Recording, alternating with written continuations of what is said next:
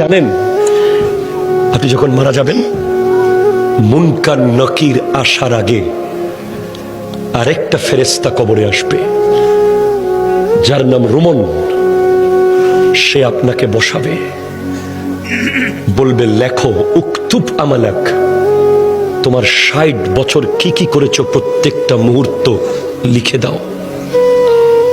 ৭০ বছর যা যা করেছো সব লিখে দাও।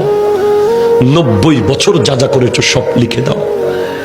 আপনি জীবনে একটা বাজারের লিস্ট লেখেন নাই, আপনি জীবনে একটা দোকানের হিসাব লেখেন নাই, আপনি ট্যালেন্ট ছাত্র ছিলেন, শুধু লিখতে বিরক্ত লাগে বলে আপনি ফার্স্ট ক্লাস পান নাই কলেজে, ইউনিভার্সিটিতে।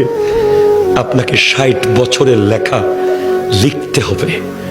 প্রশ্ন করবেন, এই ফেরেশতা কালি কোথায় পাবো এত?